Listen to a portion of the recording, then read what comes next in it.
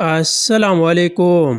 Breaking news report کے مطابق بابر اعظم ایک بار پھر پاکستان ٹیم کے کپتان بننے کا امکان ہے۔ عالمی نمبر 1 بابر اعظم نے 2022 کے بعد سب سے زیادہ بین الاقوامی سنچریاں سکور کی ہے۔ پاکستانی لیجنڈز اور ان کو سکور۔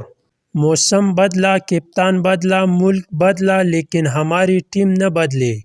اللہ رحم کرے Pakistan cricket per. Babar Azam and Virat Kohli آخری 117 ون ڈے انٹرنیشنل میچ۔ ایک ہی جرسی نمبر کے ساتھ کون سے سٹار جوڑے سب سے مضبوط ہے؟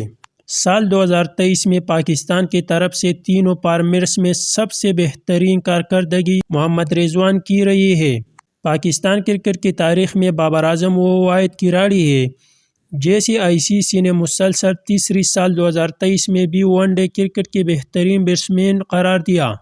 دنیا کے بہترین بلے باز اور کنگ بابر اعظم نے صرف 2023 میں ایک اچھی اننگز کھیلی، وہ بھی دنیا کی بہترین کرکٹ ٹیم نیپال کے خلاف۔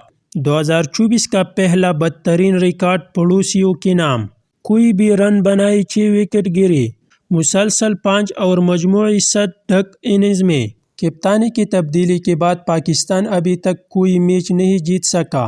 جو لوگ بابر اعظم کو دنیا کے نمبر 1 پلیئر نہیں مانتے وہ کرکٹ کے بارے میں کچھ نہیں جانتے۔ بابر اعظم نے شبھمن گل سے ون ڈے رینکنگ میں پہلی پوزیشن چھین لی۔ کیریبین میں عادل رشید کی مسلسل فارم نے انہیں تازہ ترین آئی سی سی T20 انٹرنیشنل بالر کی درجہ بندی میں سرپرست مقام حاصل کرنے کے لیے 2 مقام بلند کر دیا ہے۔ Babar Azam one day ranking میں دوبارہ ٹاپ پوزیشن پر آ گئی۔ ویرات کوہلی اور شبھمن گل جنوبی افریقہ کی ون ڈے سیریز سے غیر موجودگی کی وجہ سے اپنے رینکنگ کا ہو بیٹھے ہیں۔